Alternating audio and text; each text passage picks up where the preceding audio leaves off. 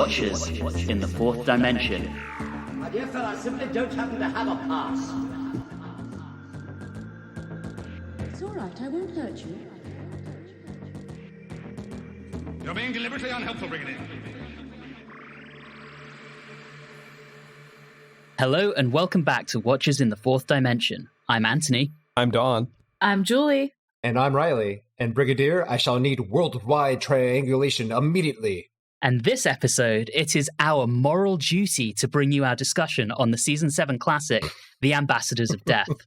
However, before we get started on the story, it's time for a quick look at the mail. Julie, I believe that's with you this week, so over to you. All right, we do have quite a bit of feedback, so I'm going to try to sort this out as quickly as possible. We got one for Daughters of the God. This is on Instagram from Castabarosa, and he's like, oh, heck yeah, I've been waiting for this one. Really happy to hear that. It's exciting to go through Big Finish production with Fraser Hines and Peter Purvis, and it was a great characterization of Katerina. Then let's move over to our Season 6 retrospective. Our friend Keith Burton on Facebook. I'd love to see more continuity between Season 6 and 7. Isabel and Jamie would have been great in the Pertwee era. Jimmy as the Briggs deputy, and since Isabel would have insisted on getting involved, we should have already made companion. I can't necessarily disagree. I think it would just be either those two or Lieutenant Carstairs and Lady Jennifer. We'll just have them battle it out. For our Patrick Troughton retrospective, good friend Adam Wright on Facebook, and he said, I love this episode. The shout out at the end made me smile. This is why the Watchers are my Who family. Aww. Which I love, and hopefully we can catch up at another convention one day once we get back in person. We also have Keith Burton, again, on Facebook. Great episode as always. Can't wait to see what the team makes of Season 7, which is arguably the darkest and most mature the show has ever been. Quite a change from parts of Season 6. Well, I hope we don't disappoint. Any negativity from me largely stems from Jamie with withdrawal. We also have from Mark Heffernan, it's been a lot of fun listening to you all journey through my favorite era of the show, the black and white era. Featured his favorite Doctor, the second Doctor, I can't say I blame you, and my favorite story cell, the true historical. See, Reilly, you're wrong. Looking forward to your thoughts on the upcoming unit era. And we also have Terry Fedora on Instagram. I'm going to paraphrase this. Favorite episode is The Mind Robber. It's creative, fanciful, with unique ideas and imagery. Didn't follow the normal base under siege, but went somewhere else entirely. And their second favorite episode is The Enemy of the World. It had a little bit of adventure, and you get a chance to see Patrick Troughton flexing his acting muscles, which I totally agree with Enemy of the World. It's wonderful. And then last but not least, we got some general feedback. Got an email from Beardo Beatnik. And again, I'm going to paraphrase. It's a rather long email. He's discovered our podcast just last week and binged all of the episodes during a road trip. Wow. Oh my God. Wow. Long road trip. Long road trip, and I'm really sorry, but I have not been able to bring myself back to listen to the beginning because I feel like those episodes are rough. But thank you. He's also a longtime watcher of Doctor Who and has wanted a discussion group like us for a long time. A mix of English and American, some old Whovian and new Whovian, and I hope you also like the dynamic of man versus woman. And then he can't wait for us to start Pertwee, and that was his first Doctor. And again, hope we don't disappoint. And then some final thoughts. And although your scathing review of the Dominators made my inner teenage Whovian wince, I can't wait to hear more. You rock. Keep up the good work. You know, I'm surprised at how many people I've come across lately who've said that they really like the Dominators. I'm just sitting there going, did we watch the same few episodes as you guys? Did we watch the wrong thing? Never let anyone's review impact your enjoyment of something. If you like it, Yeah. and that's awesome. And I'm proof. Tinserites, Web Planet. Yeah. I like the Web Planet. All right. Thank you, Julie, for sorting through the mail for us. And as a reminder, we really do love to hear from our listeners. So if you would like to get in touch, you can email us at watchers4d@gmail.com, or you can find us on Facebook, Instagram, and Twitter at watchers4d. Moving into our actual discussion, we're going to start, as usual, with behind the scenes. And with the Ambassadors of Death, we have a very troubled production. Former story editor David Whitaker had been approached about contributing another script to the show almost as soon as he had finished work on The Wheel in Space, which was way back at the end of Season 5 in 1968. Set in the present day, Whitaker's storyline was intended to depict humanity's first encounter with alien life. With a working title of The Invaders from Mars, the scripts continued to be developed into 1969, when Terrence Dix took over as script editor and Derek Sherwin had become producer. The two commissioned Whitaker, formally, to write a 6-part story, with the title changed to The Carriers of Death. Whitaker, in writing his scripts, had to account for the coming changes to the show, a new Doctor who'd be exiled to Earth, the replacement of Jamie and Zoe with Liz, and UNIT becoming a regular part of the show, as well as shifting goalposts on the number of episodes that the story would actually end up being. Now, unsurprisingly, with all of these changes, problems very rapidly arose with the scripts. After Whitaker turned in his first 2 episodes, Sherwin decided that his approach was not what they were looking for, and asked assistant script editor Trevor Ray to rewrite the script for episode 1 and send it back to Whitaker to provide guidance on what was actually wanted by the production team. Whitaker and the production team then met several times, but were unable to come to terms with a suitable way of moving forward. And after delivering episode 3, Whitaker agreed to stop working on the serial entirely. Malcolm Hulke, who had recently completed work on Doctor Who and the Silurians, was commissioned to revise the scripts to episodes 2 and 3, and then to write the final 4 parts himself, although Whitaker would receive sole on-screen credit for all 7 parts. To allow Hulke time to complete this task, The Carriers of Death and the Silurians were transposed in the season's running order. As a reminder, this was originally meant to be the 2nd story, and the Silurians was meant to be the 3rd. David Whitaker, of course, was responsible for so much of the early direction of the show, and one could argue that without his influence, it wouldn't have lasted for so long. Probably not till season 7, and certainly not to where it is today. It really is a shame that this would turn out to be his very last contribution to the show, at least on screen, and it's really disappointing that someone who contributed so much would be going out with a whimper. Brought in to direct this serial was Michael Ferguson, whom we've previously seen directing season 3's The War Machines and season 6's The Seeds of Death. Joining him behind the scenes is designer David Myerscough-Jones, who had designed season 5's The Web of Fear, and Christine Rawlins continues her run on the show, while Dudley Simpson once again provides incidental music. During recording, 2 significant changes occurred. Firstly, the serial's title was changed to The Ambassadors of Death, which I think is much more epic than The Carriers of Death. The second change was to bring back John Levine as Benton, now promoted to Sergeant. The script had actually called for an unnamed sergeant, and as it was planned to bring back Benton in the final serial of the season, it made sense for him to fill that role here too. The UNIT family is slowly but surely coming together. One final thing I'd like to mention before we move into our short summary is that broadcast of this story also coincided with the Apollo 13 launch, troubles, and its eventual return to Earth. Somehow I doubt that there were alien ambassadors involved in that, though. That's what they want you to think. Yeah, I know, right? Now, moving on to our short summary, it's actually my pleasure to provide that this episode, so I get to talk rather a lot this time round.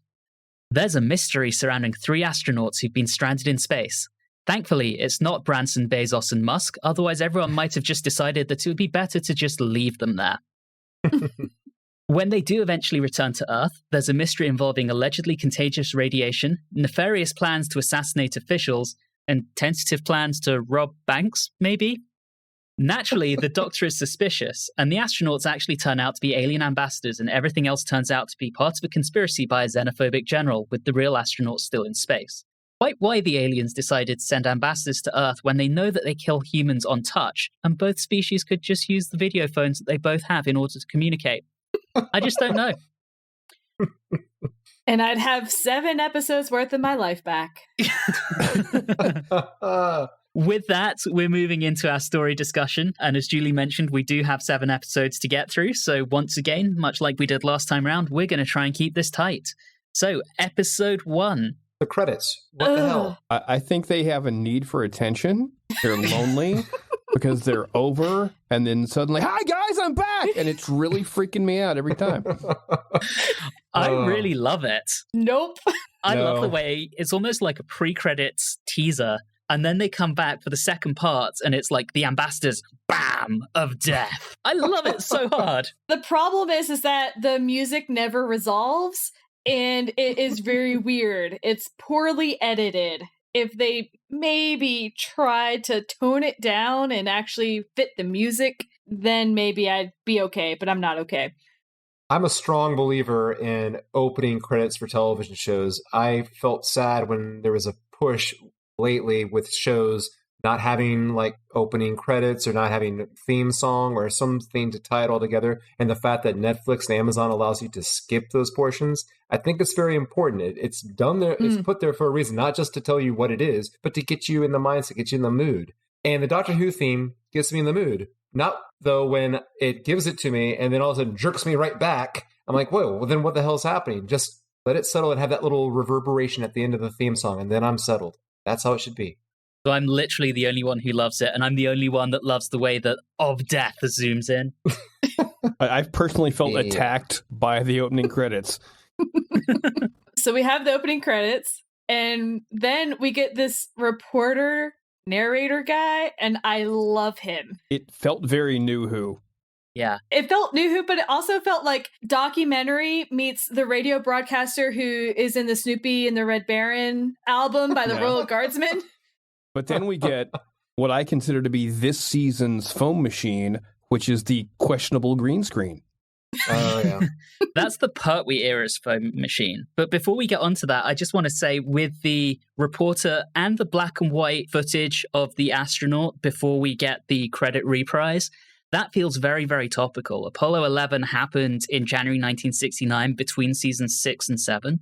And as I mentioned, I think it was between episodes 4 and 5 that Apollo 13 happened. So a lot of kind of space mania at this time. I think a lot of people would have been really familiar with the format. So I think it's just a really, really smart framing device. It's an excellent framing device. I like the effect that they used on the astronaut's voice. It helped really get that feel that he was very far away. I thought that was very cool. Mm-hmm. I like that. I didn't like the beeps. I understand that that's what happens, but I still don't like it. Well, I think we remember from the Silurians, Julie, you do not like random beeps. Nope, I don't. Let's talk about the scene with the TARDIS console. The third Doctor's TARDIS interior is fly as hell. Wow. I'm just left wondering how he got the console out of the TARDIS. I mean, those doors are not big enough. It was very different. That's what happened off screen. Yeah. Mm-hmm. That has got a smooth kind of bachelor pad kind of feel. You see him like got a bottle of Crevassier up there somewhere. It's nice. All right. We then get that sequence with the Doctor and Liz, and things are disappearing and reappearing, and I love that. It's a cute little bit in it, and they play, it's foreshadowing for later. Mm-hmm. Mm-hmm. I feel like in this scene as well, you get the reference to the events of the Silurians, particularly, the Doctor says something like, I suppose he, the Brigadier's, got to do something to occupy his mind now that he's blown up the Silurians, which kind of gives us that answer to why the hell a unit hanging out at Space Mission Command, even though there's nothing really in there, as well as tying it back. I just think that's pretty neat. The Brigadier has to keep himself occupied so as not to hear the dying screams of all the Silurians that he's murdered. Wow. I'm going to skip around to a few things. We get introduced to this guy named Taltalian, and I swear I thought it was D'Artagnan. I thought so too. Taltalian. It took me till the 5th episode for me to be like, oh, wait, no, it's something else. I need to look this up in the transcript because I can't understand what the hell they're saying. It's like Italian, but with tal instead of the I. Taltalian. But yeah, I mean, he's got a pretty outrageous French accent. Oh, yeah. Except for once. Yeah. There is once in this serial when he loses his accent completely. Yes. But what's amazing is this guy was born and raised in France, and apparently the accent's real. So quite why he loses it at one point, I don't know. Wow. Spent too much time in London. Also, going back to what you were saying about the framing device, it was wonderful to have it connect to the Doctor and Liz watching it on TV in the TARDIS. And then you can connect the two scenes that way. That was a really nice touch, I thought. They had to, otherwise it wouldn't have made any sense. That's true, yeah. But it just works, because I don't think I remember them ever doing something like that on the show before, of connecting them, of watching a television broadcast, where arguably the other, I don't think we would consider officially the Brigadier as being the companion here, one of the companions, but it does connect our group. Yeah, and it's a device we see a couple more times in the Pertwee era, so more to come. Speaking of things that I thought were gone, and now we apparently have more to come, sweet, sweet space docking. Just like the space pirates, it was wonderful, but the music was divine. Can we talk about the music for a minute? Especially the music was amazing. What I think is the unit theme. I sense, you know where I'm going with this, Anthony. I sent Anthony a text about the music. I'm like, is some hippie going to start singing about hobbits and wizards? Because it sounds like that's going to happen any second now, the way this music is going. Yeah. With the unit theme? I believe it's the unit theme. Yes, it was the unit theme that had that kind of feel. On a great adventure. I really liked that theme. It's kind of I love jazzy, it. a little bit subversive. So I love the theme, but it's out of context. Exactly.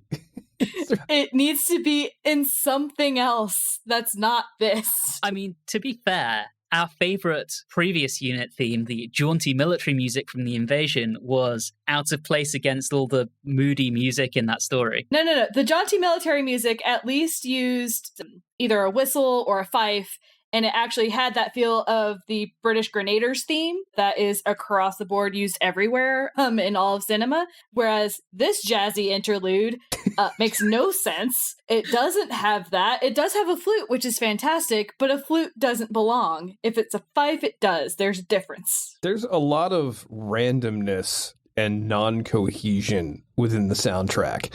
The Ambassadors had a questionable theme, but there's a lot of random stings throughout and weird, oops, I fell on the synthesizer keyboard noises.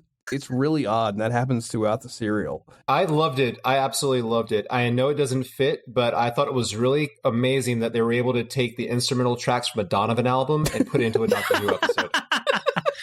But going back to the docking shot and the music specifically that was used there, it felt very much like Air on a G or A Whiter Shade of Pale, and I thought that was a wonderful piece. Because that harpsichord is rocking. Well, the thing is I actually really enjoyed the docking scene as well. I thought that the miniatures that they used were good, and that all flowed very well. There's some other ones where I didn't think the model work was done as well, but this one I was okay with. And we cut from the model scene into Van Leyden going into Mars Probe 7, and it's very slow and deliberate, almost like you're watching Apollo 11. And as he opens it, you get that kind of silent scream with the pulse noise or whatever they called it, followed by those really fast-changing close-ups between Cornish, the Doctor, the Brigadier, Taltalian. I thought that was so effective. I loved the way that was directed. I think he was screaming in tears because he was afraid it was going to be another Cyberman episode too, but luckily we were okay. We haven't even talked about the warehouse fight. I know, I was crazy. I thought I was watching Doctor Who. It turned into an A-Team episode. Hey, 7-year-old me loved the warehouse fight. Oh, God. And of course, this story is the first one where the team Havoc, H-A-V-O-C, is credited as providing the action. So here we have our first official action by Havoc, and they will be quite the mainstay of the Pertwee era. What was it, the line, try not to kill anyone, and then he immediately goes out with like a machine gun? Yeah. That wasn't just me blinking and missing something important. Nope. And then we have our cliffhanger going back to the space control. And my first thought was, man, D'Artagnan, that guy really doesn't want to share his computer. No. Nope, not at all. Lots to enjoy here, but this episode doesn't really go anywhere. It sets up the mystery very, very slowly. No. Yeah. Very slowly. Just like the entire serial. We don't have much. We've got space and we've got this weird signal plus some shadowy guys in a warehouse, and that's all we have to go on. Anyway, episode 2. The Doctor gains a superpower. Yeah, out of nowhere. I told you he was a magician.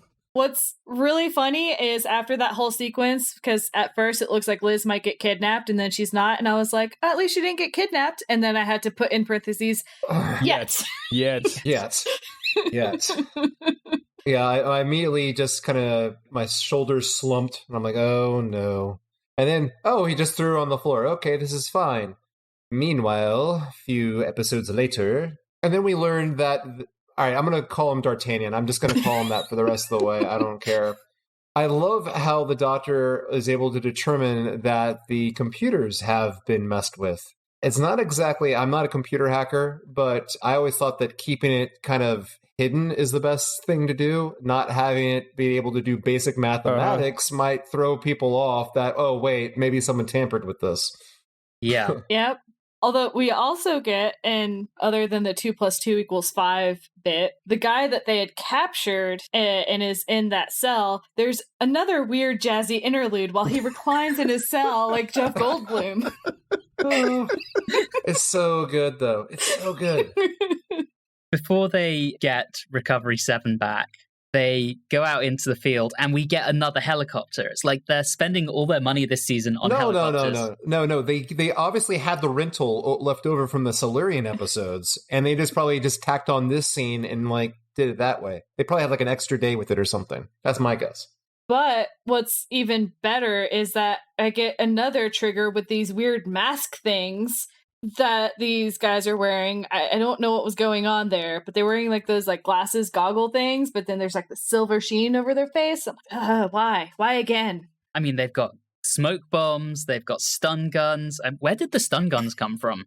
Like I said, this is where the episode at the very beginning is a sci-fi premise, and then we slowly turn into A-Team episodes that eventually roll into like a conspiracy espionage show. That's the whole thing. This is not Doctor Who. This is just vicious Quatermasturbation the whole way through. I mean, there are so many similarities between this and the Quatermass experiment, but that's a whole nother discussion. I think they even filmed at the same location later on at that factory with all the pipes and stuff. I'm like, that looks really familiar. Didn't we see that in Quatermass too? Maybe? You know what I'm really sad about? In the second Doctor era, when Unit first gets established, they're super competent and they run like a well-oiled machine. And now I'm just sitting here, I'm very disappointed. They are really terrible at their jobs, and what happened? Hey, there was that one unit soldier who tried to be an absolute hero and get on the helicopter that was part of the ambush. It's true. What a legend, and yet everyone else is just like, meh. At least one person cares about their job. Only one. I mean, if you look at this entire serial, so much of it could have been like, 3 episodes shorter if gate guards knew how to do their job. Or maybe you have a guard that knows how to do, because I mean, so many people just died because people just walk on through. It's kind of sad. And like we had talked about in the Silurians, why is Unit here? Because the Brigadier has to have something to do. Besides talk on the phone. And blow up Silurians. Well, despite the action scenes, there was one bit in this second episode that I did enjoy. I did like it. It reminded me a little bit of the second Doctor. The third Doctor kind of putting on a different character in order to fool them with the broken down carpet. He made his voice sound a little bit more elderly. That I love that, and I'm hoping for more. I'm hoping for another German Doctor maybe in the future. And then he has his magic security system that sticks them to the car somehow. Absolute mad lad. Yes. Yep. Proto Batmobile. And he gets back to the space center before Liz can explain what had happened, and he's brought back the capsule. I mean, the Doctor's an absolute hero here. Yes, he is. Absolutely. And then we get introduced to one of the worst people, and it's Sir James. Sir James Quinlan. Yeah. He is so establishment that he is wearing an old Etonian tie. Oh, is that? Oh, okay. Yeah, so of course, he's part of like the establishment old boys club. So that's why he's friends with Carrington and Taltalian and crew. They probably all went to the same school and all went to the same Oxford College and what have you. So really, this all started probably about 30 years prior with a whole bunch of guys just sticking around. Cool. Yes. Awesome. That makes me feel good. One thing I also have to comment on is I don't particularly care for the endings of many of these episodes because they're somewhat cliffhangers, but they're so quick. Right. Cut it open. Yeah. I don't like it. We can't cut it open. It might harm the astronauts. And then they're just saying the same thing over and over. So, yeah, we'll just cut it open. Who cares? But it's just like, it's so quick. It's just like, I don't know. I like a good cliffhanger, but I don't like, all right, that was 2 seconds and we're done. Yeah. So this is one of the ones that I originally saw as like an edited together movie style version on UK Gold in the mid-90s. And again, at the time, this one was entirely in black and white. So that added a different atmosphere to it. But where we're seeing these cliffhangers, I saw commercial breaks instead.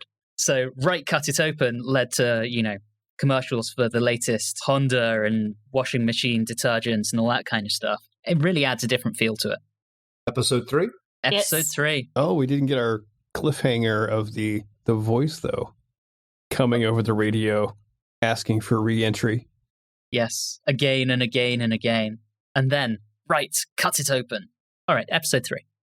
Episode 3, the serial has the same issue that a lot of other serials does. It gets a little bit lean in between, especially when it runs 7 episodes to 8 episodes long. And one thing that kind of stuck with me is that it really blew my mind where, as I will now call him, General Moral Duty. General Moral Duty, as he becomes more and more the focus of the serial at this point, he comes in and with Quinlan, and I know I'm jumping far into episode 3, this whole the left hand doesn't know what the right hand is doing excuse, how the hell is that supposed to work? People are dead.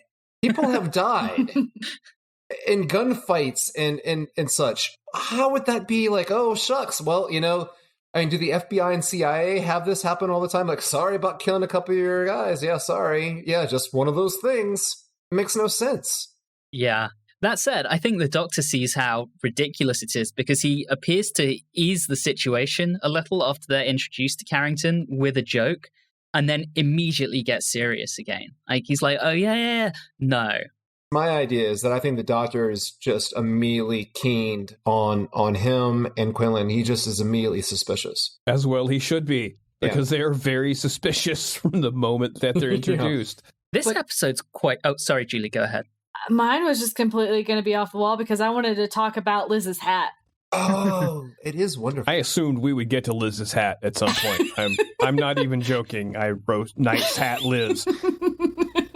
I mean, I realized that where she's in Bessie with the hat, the hair blowing in the wind, I'm going to be honest, I've never really been attracted to Liz before, but wow. Watching this, I was like, oh, hey, Liz. Yep. Power of a good hat. Always need a good hat. Anyway, sorry. I had to throw that in there. No, you're good. This episode, despite whatever's going on with Quinlan and Carrington and Liz's hat, is pretty brutal. This is where we see some scientists getting killed, and then the people who killed them are subsequently killed, and they're all then put into a quarry and made to look like an accident until everyone finds out that the bodies are all horrendously radioactive. It's pretty brutal. Isn't this also where we have the magic van that has some rather dirty names of Hey-Ho, which changes to Silcock? That's just rude, okay? Yes, it is. I have a question about all this radioactive business. One, I know that everything had to be radioactive in the 70s, so that's neither here nor there. By law, yes. But so many times throughout this whole thing, I'm like, people are radioactive, these rooms are radioactive, and I'm like, some of these people are just walking around with no suits. I'm like, you guys are gonna get poisoning because of all of this. Like, they don't do a very good job. Yeah, they're all gonna get cancer. Yeah, that's the thing. They treat radioactivity as if it's like a game of tag, not that it just stays around like it would. It's like, oh, it's totally fine. That person is incredibly radioactive walked past you. That's no problem. But if he touches you with your pinky, then you're just completely toast. You're done for. It seems like this radiation has an incredibly short half-life. Insane short half-life. And then on top of that, at times it's treated almost like David Whittaker's favorite thing in the world, static electricity. This is what scientists call plot-selective radiation. Yes. Very big in the 70s. Yeah. And obviously, it sounds like we don't want to stay on episode 3 very much, but we should talk about the nice little chase scene of them trying to capture Liz. And I have to say, she has quite a mean backhand on her. That was pretty impressive, knocking that guy out. I like it. For me, that just adds to her attractiveness. Yeah, that's good. He was very good. She's like hanging over water. She's wearing go-go boots with a white hat, and it's just, she keeps going. And I love it. She's smart. She's determined. She looks great in the hat. What more could you possibly want? She never panics. You find that later on throughout the serial, but she keeps her smartassery no matter who is talking to her. That is very true, and that is a very good description of her character. That was what I was getting so concerned about, as we discussed earlier. When we thought she was going to be taken hostage by D'Artagnan, she's not. We all were relieved. Now it actually has happened now, and And I was getting very worried that, oh boy, here we go. But she just seemed like it was no thing. She just kept operating as if she was still trying to solve the issue freely, not while she was being captured. It was very impressive. I think while this episode seems to be a lot of filler, there are some important things here. We get introduced to Dr. Lennox, which is, of course, the legendary nervous British actor Cyril Shapps. And his amazing flyaway hair. Yeah. We get the introduction of the absolute bastard that is Regan. We've got the Doctor knowing that something is going on and that the spacesuits that we see aren't their missing astronauts. Cornish suspects that Quinlan is working against them. So there's a lot going on here, but it's almost a pass-through episode, for want of a better term. But we end with Liz flipping over the side of that dam, whatever it was. I don't know what that was meant to be. Less of a cliffhanger and more of a bridge hanger, I guess you would call it. Bridge hanger, yeah. And that takes us into episode 4. And of course, the guys chasing her aren't going to let her fall. It's weird to me, though. They want her out of the way, but then they didn't want her dead. And I was like, I don't understand, because when, forget who was talking, but it sounded like they wanted them completely dead. And then all of a sudden it's like, oh, no. Just, we want you in this place. It was weird. I think it's because Lennox of Mall fame knew her before and decided she would make a good assistant. I think there was a line or two about that. He's like a much more nervous version of the Doctor. Yeah. So episode 4, I think, is where we see Carrington really trying his damn hardest to pin everything on foreign powers. And this is a line he keeps to right up until the end, even though he knows damn well what's actually going on. Mm-hmm. And it just makes him look like an idiot. I have to say, as a character, I don't really like Carrington that much. And I find his plot to be very confusing, but the actor does an amazing job with what he's given. Mm-hmm. Absolutely. That's a very good point. This episode, I mean, the theme of it seems very similar to the Silurian episode, in which we have humanity, alien group. Oh, we have kind of a Cold War issue. Why can't we just get along and solve our issues or live peacefully together? Why is there all this immediate rush to animosity and military action? Carrington, you're right, his portrayal is so very good, but his motivation seems rather ridiculous, in my opinion. The aliens killed his friend, and now he's out to prove that they're evil. Right. It just doesn't seem applicable because, one, why are you trying to prove if they're evil? Like, are they even going to bother to come here? It didn't seem like they were until you tried to lure their ambassadors over. It just doesn't make any sense. Yeah, the plot is like, wait, what? Like, how would you even orchestrate that?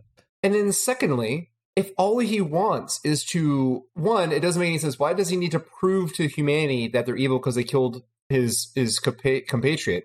It's not like he wanted just to, like, murder them. In that case, just attempt to murder them. You don't have to include all this espionage and conspiracy. You have access, apparently, to some sort of heavy weapons. Just aim to where you think they are and blow them up. Yeah, he's the head of this space defense force. He literally has the authority to declare them enemies anyway. Yes, it doesn't make any sense. And I was really hoping, and with the comment you made, Don, you're right. His performance is very good, but his motivations are garbage. I keep thinking of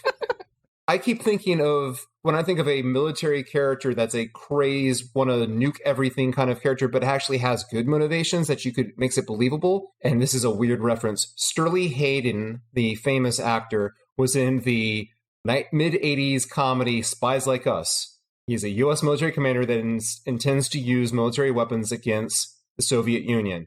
First strike.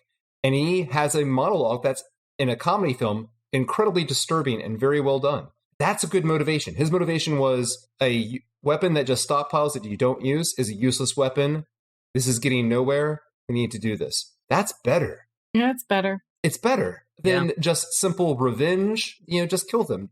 What I didn't get is how all of these inside characters were connected and what their end motivations and goals were. Because I'm like, why in the world do we have D'Artagnan working with Regan, working with this guy, working with this? Like, none of it meshed. None of it made sense. And I'm like, okay, why is D'Artagnan, what does he want? What's his motivation? I have no idea. It's like a league of misfits where no one has the same motives of continuing this conspiracy. At least Regan had an idea. He was going to use them to rob places.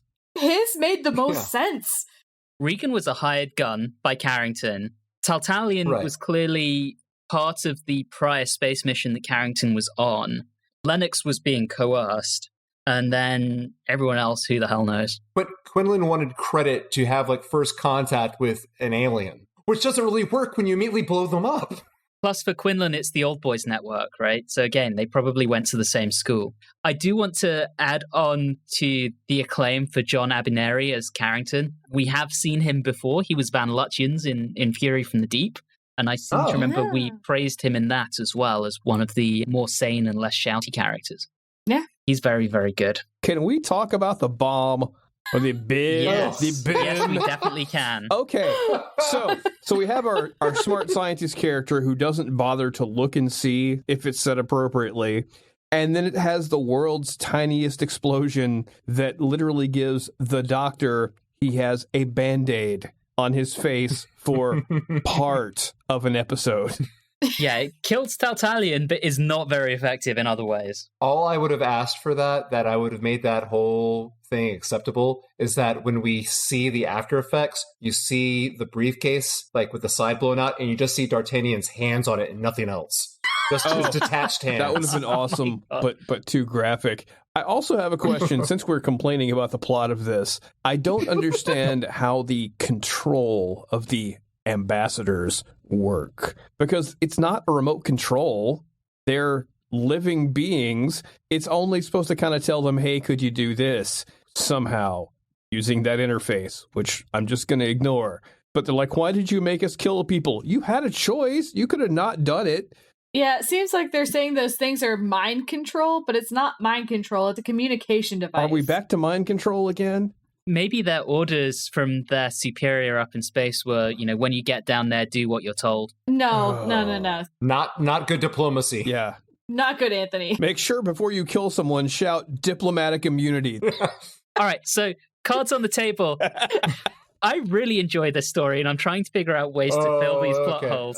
So, full disclosure there. Well, then let me provide you with something that I really did enjoy in episode 4. I thought the cinematography of the scene where the ambassador shows up and invades the base, and they have him in the bright daylight, and I'm no J.J. Abrams here, but I love the lens flare effect. That's very good.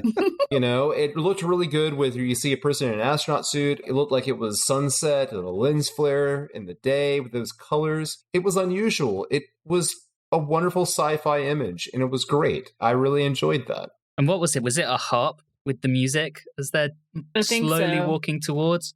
Yeah, I think that scene is iconic. It's up there for me with the Autons crashing through the windows in Spearhead.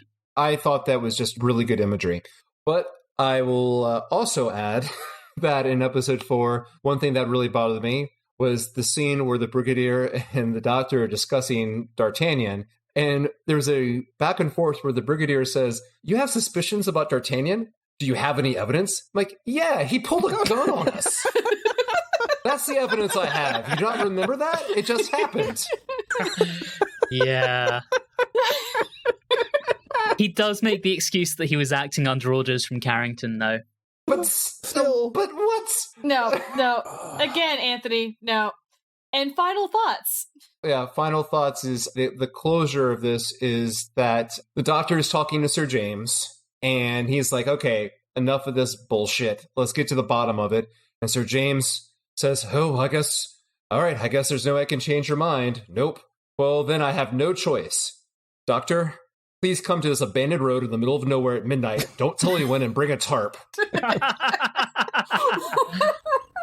I mean, it would be a lot better if the Doctor said, he's obviously leading me into a trap here. He wasn't, though, in all fairness, but it was so suspicious. That would have been a wonderful scene. Instead, we get where the Doctor has lost his sense of peripheral vision and his hearing based on the enormous amount of noise that the ambassador was apparently making, or the soundtrack was making, or whatever the hell that was. Yep. So episode 5 then? Well, so we end with the ambassador approaching the Doctor, having just killed Sir James, and suddenly they feel like a proper threat. Now that they are menacing the Doctor, and we've seen them kill someone who we thought was going to be important to the plot. I think that's really well done. We thought Sir James was important to the plot? I thought he was. All right. He was about to tell the Doctor everything. But what I liked here at the beginning of episode 5 was the Doctor figuring out that the alien seemed to be more on a mission, not wanting to attack random people. Yes. Yeah. And I really liked that because, again, it's the Doctor being smarter than everyone else and figuring that out. And then we get Regan, who is so utterly blasé about the unit soldiers who died. When Liz asks him if the Brigadier had been killed, he just says, "Afraid not, just some of the other ranks." I love Reagan, though. I love him. He's such a bastard. He is, but I love him, though. And part of the reason is he reminds me of the gangster character that Michael Palin would play on Monty Python. He even has the same type of suit. I love him. I loved Reagan. He just reminded me of him. And so I just had a soft spot because Palin's my favorite Python. But anyway. I mean, as much as I dislike his character's the only one that makes sense, that has an actual end goal, who has a plan, and he's played very well. So I'm like, kudos to you, sir. And he's doing everything. He is so active in this thing.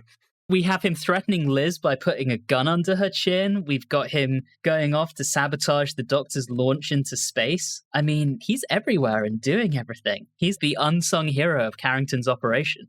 But you know what? One of my favorite interactions in this whole thing is when they're testing the Doctor to see if they can send him up into space. And they're just like, what? What's going on here? And he's like, don't worry about it. I'm fine. Let me go.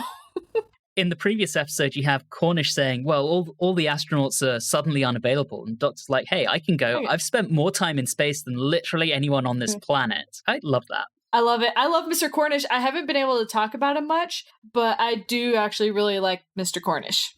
He is great. And we have seen Ronald Allen, the actor, in the past as well, because he played Rego in The Dominators. Oh, dear. Oh, awesome. That classic. Yeah. So you're trying to build up this story and defend it, and you bring up the Dominators? Really?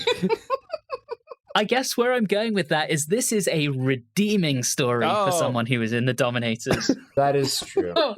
Okay. Oh, you know, another redeeming quality is in episode 5, we finally get another woman on screen. There was another woman in the first 2 episodes. She didn't have a name, but she was really hot. I don't know if that counts or is what you're going for. Did she have any lines? Yes, she did. Yes, she actually told the Brigadier what was going on at one point. She was like, this is everything in stupid military terms so that you can understand it. I thought she was going to be a bigger character, and I was disappointed that she wasn't. Well, okay, I'm sorry. There's a second one then. Okay, good. Apologies. The blonde one, who also doesn't get a name as far as I know, which is kind of sad. But it's also kind of hot. Also true. Oh my God, guys. Julie, we had 3 seasons of you doing this with Jamie. Give us our one episode. All right, go ahead. So episode 5 is roughly we got to launch the Doctor into outer space episode. And I don't know about the rest of you, but when the Doctor immediately volunteered himself, my thought was, considering this is only a few serials into the 3rd Doctor, I'm like, this son of a bitch is going to do this just so he can escape Earth, isn't he? Nope, he's actually trying to do the right thing. See, that would have been kind of funny, because instead of ripping off Quatermass, they could have ripped off Lost in Space. But you have to admire the acting that Pertwee does to simulate the G-forces. That was nightmare fuel. His face of that was pure unadulterated nightmare fuel. How did they do that? I really don't know. A pretty powerful hairdryer, I think. I guess. Let's talk about Lennox. The poor guy finally grows a spine, escapes, goes to unit, and then someone just casually puts a radioactive isotope in his food container. Because no one at this space center knows how to guard a door or an entrance or generally do their job. Well, and the person who does it sounds suspiciously like Benton. So is Benton a murderer? But I think Cyril Shaps did a great job. Like, he takes it off, sees what it is, and immediately backs up to the wall with a look of absolute terror on his face. And yeah, someone else has been murdered. There's a lot of it here. There is a lot of murder here. When Regan's going off to sabotage the Doctor, he just casually kicks someone off of a platform from what looks like is probably a 50-foot drop, casually killing someone else. It's pretty brutal. But yeah, I think the timing of this one, as I mentioned, Apollo 13 happened between episodes 4 and 5, and there are those lines of the Doctor lifting off, and it's mentioned that with the sabotage, he's in danger of slingshotting into the sun. I think the timing on this, while completely coincidental, is brutal. There's some of that. This was where some of the model work started to go wrong. That's all I'll say about that. Are you specifically referring to the large UFO and what it might look like? Yes. Yes. But the model work of Mars Probe 7 and Recovery 7 once again look fantastic. Mm-hmm. They do. All right, episode 6.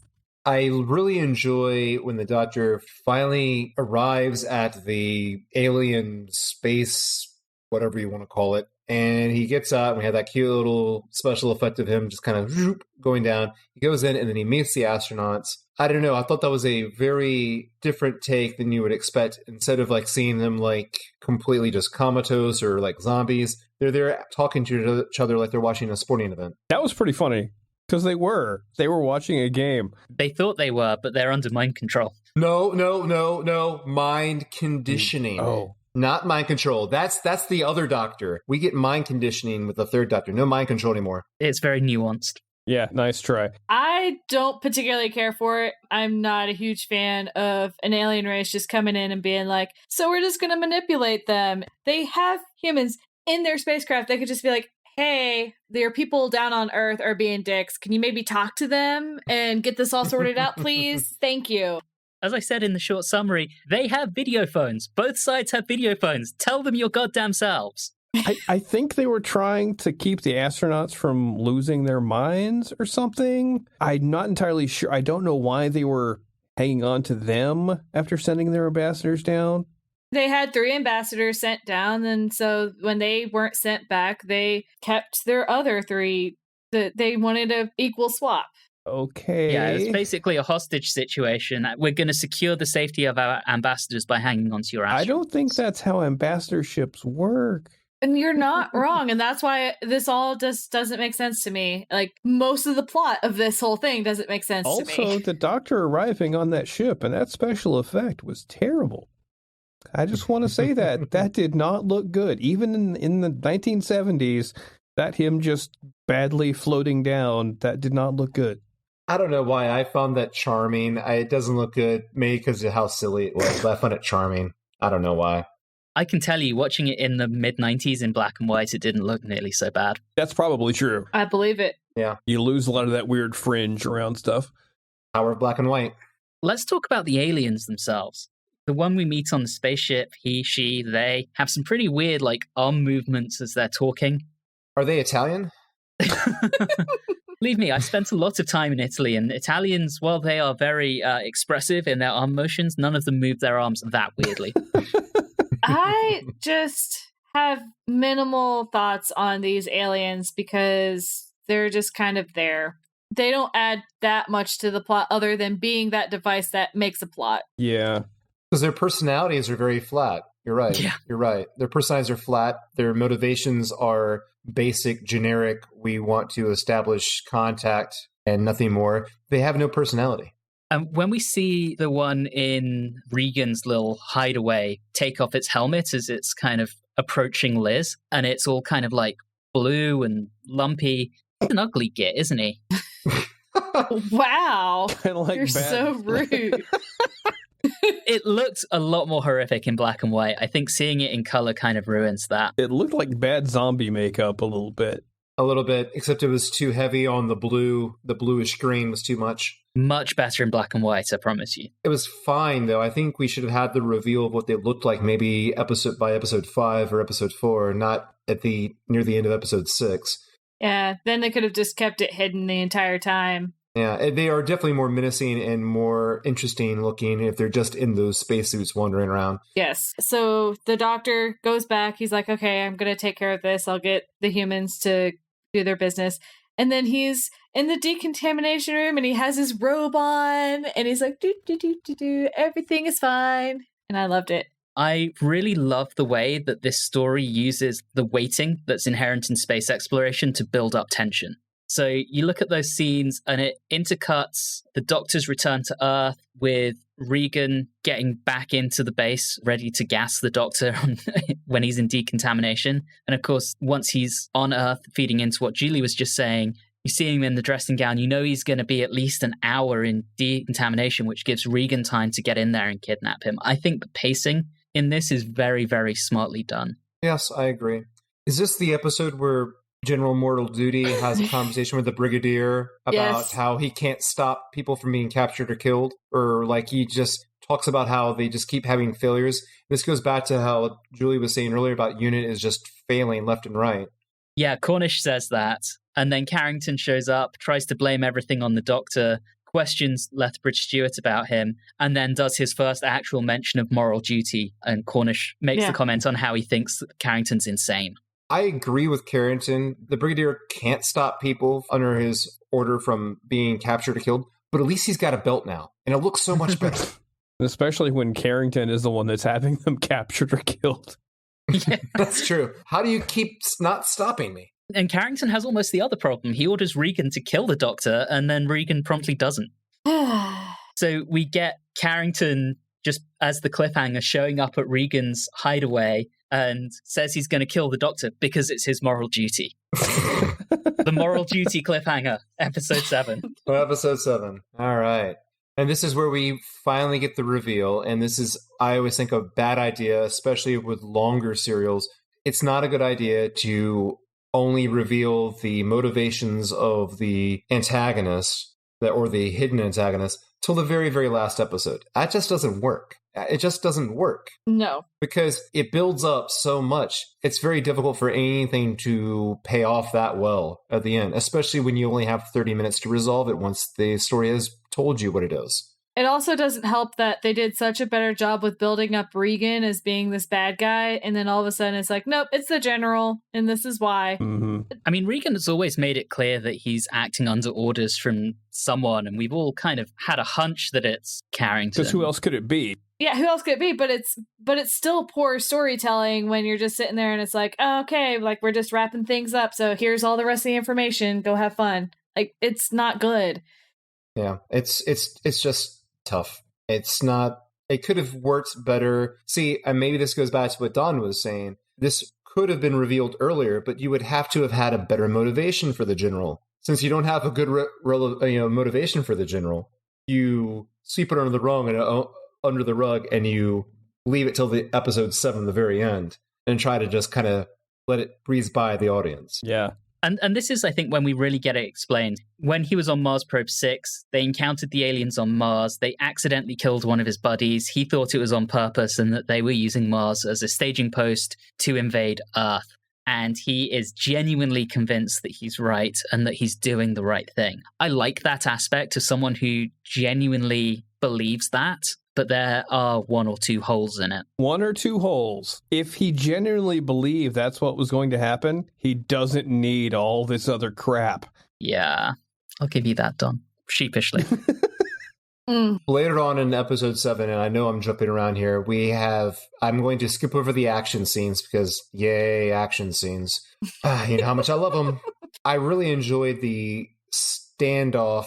There was a standoff between, or a talking to back and forth between the Brigadier and the General, and I really enjoyed that. I don't know why. When he had tried to get the Brigadier arrested, I just found that really interesting because I don't ever remember seeing authority being used over the Brigadier before in such a drastic manner. I love the Brigadier's escape, though. Stops away his walking, elbows both of them, and does his little action sequence. That was great. Yeah. It's nice to see it's not just UNIT that are incompetent. I know. It's the entire British military. It's just 2 groups that are completely incompetent, tripping over each other. This is why you lost the Empire. You know that, right? I do. I love how the Brigadier basically gets maybe 4 UNIT troops and storms Space Command in Bessie and somehow manages to take them all out and have Carrington surrender. And getting him to surrender was really striking to me, and I was hoping for more of a breakdown from him as a character than him just kind of being okay. When you say striking, do you mean anticlimactic? Yes, because I do. All you have to do I'm is just say, trying to be kind. You're under arrest. He goes, oh, all right then. It was my moral duty. I mean, he just stops. Especially compared to what happened with Regan, because Regan, they capture him and he's super smug and he's like, yeah, you need the astronauts, don't you? You need these guys. And they're all like, he's right. Whereas moral duty is just like, all right, I guess I'm done now. Well, and I think that's because, you think about it, Regan's kind of he's a mercenary, he's a lone wolf, he's a rogue. He doesn't really care for the chain of command. He doesn't care for law. Versus Carrington, who is very military and kind of respects that the brigadier has come in and has really basically come up with a reason to put him under military arrest. And he's still adamant in what he believes. As he's being walked away, he stops to try and almost convince the doctor. And I thought that was an interesting call, that it's the doctor he felt like he needed to say something to. And then he says, I had to do what I did. It was my moral duty. He really thought it was his moral duty. He would have tried to go ahead with the broadcast. I don't think that was a nice touch. It just seemed like they didn't know how to end it. The only thing that makes that scene saleable is Ebernery's performance. Mm-hmm. Yeah. My question is, when in the British military do they give you one of those whacking sticks that the general and the brigadier had? And secondly, does your rank make your stick longer so they can determine like who has the authority by measuring their sticks together? Is that how it works? No, and I believe the answer is when you become a major, but I could be wrong. If anyone listening knows, please let us know. I do love how awkward the ending is. It really feels like the doctor is leaving a late night talk show. He just kind of is like, all right, say goodbye to you. You're going to take care of that. It's a good night, everybody. See you, everyone. And I'm off exit stage left. I don't understand it. It's one of those things where the doctor generally tends to want to make sure that everything happens, especially the last time when he watched the Silurians get blown up. And this time he's like, oh no, you totally got this, Unit. Like, Unit could have blown them up and he would have never known. Right. They just immediately just mercenarily just shoot both of the ambassadors right there, point blank. At this point, he's watched Unit help him get them back. I don't think he thinks Unit are going to repeat the Silurians. They've done so much in this to assist. I wouldn't trust them. I do love how the doctor goes kind of as if to shake the hand of one of the ambassadors and then says, goodbye, gentlemen, have a nice trip. And again, that's like when he went to shake the hand of the Silurian for me. It's just a really doctorish moment. Yeah. But that takes us to the end of the story. Acknowledging not everyone is going to enjoy this one as much as I did, let's go ahead and rate it. Julie, I think we start with you this time. Oh, dear. I was just okay with this serial. I thought that the plot needed some work, needed some tightening up. It did not need to be 7 episodes, and there were just way too many weird music choices that were made. But we do have Liz being a very strong character. She doesn't become a damsel in distress even though she gets kidnapped. There's a lot of good doctor moments, and there is some really good acting, regardless of what the plot is. So I'm going to give it 6 weird, jazzy interludes out of 10. Okay, Reilly, you're up next. This serial feels like it's another stab at the Silurian serial, except the mistaken enemies don't come from below, they come from outer space. The show still seems like it's trying to find its best version of itself under this new doctor and the new setup of him being stuck on Earth. When I was thinking about rating this, felt the exact same as I did when I was trying to rate the Silurians, but just a little bit worse due to the absolutely inane plot. But the music in here was awesome. I liked the imagery of the astronauts. I thought that was really cool looking, or the ambassadors. And you know what? It was still fun, but I have to rate it a little bit lower than Silurians. So I'm going to give it 5.5 hey-hos and silcocks out of 10. Okay. Don, over to you. This serial and this type of serial gives me the opportunity to do one of my favorite things in the world, which is to take the piss out of Antony and some of his more fanboyish tendencies. And there is no greater joy on this earth than being able to do this.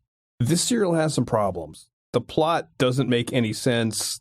The music is weird at times. And sometimes I felt like the titles were out to get me. But as much as I've ragged on it, it's not bad. I didn't hate it. I enjoyed quite a bit of it. It has some really, really good guest actors.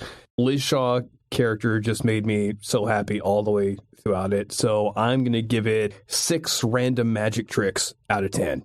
Wow. Okay, so I really am going to be like Reilly was with the Web Planet on this one. Way out of sync with everyone else. I have made no secrets of it. I really enjoy this story. Yes, it has a few plot issues. I think that comes down to the fact that it's partly Malcolm Hulke, it's partly Trevor Ray, and it's partly David Whitaker. It's effectively written by 3 people who didn't necessarily know how long it was going to be. So that was a factor in it. But the performances are outstanding. The direction is outstanding. I really enjoy the music. Just there's something about it that I really love and I find incredibly fun. And maybe there's an element of nostalgia in there as well. As I mentioned, I first saw this one in the mid-90s, way back when it was being repeated on UK Gold. And I've loved it ever since. So recognizing it has some difficulties, I'm still going to give it 8.5 isotopes out of 10. And screw you guys. That's fine. That's fine. You do that. Never let anyone else's review get in your way of enjoying something, unless it's this, because that's just wrong. But anyway. I do want to give a shout out. I briefly mentioned it, but we do have a quarry in this episode. So I want to recognize the one quarry of the entire season. But with that, we are out of time. So once again, thank you for joining us. We will be back next episode when we look at the final story of season 7, the epic 7-parter again, Inferno. But for now, thank you very much for listening. And as always, have a good one.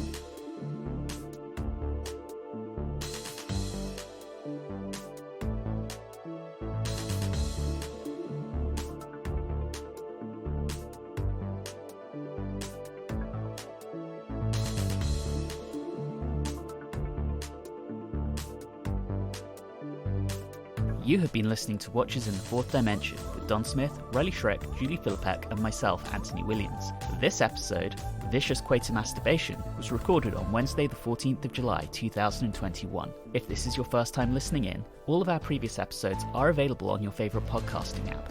You can interact with us on Facebook, Instagram, and Twitter at @Watchers4D. And you can also email us at watchers4d@gmail.com. If you're enjoying the show, please do subscribe and leave us a review or rating on your favourite podcasting app. All of those things really do help the show. And always remember, always do what your moral duty tells you to do, even if it may possibly cause an apocalypse wrought by militarily superior aliens.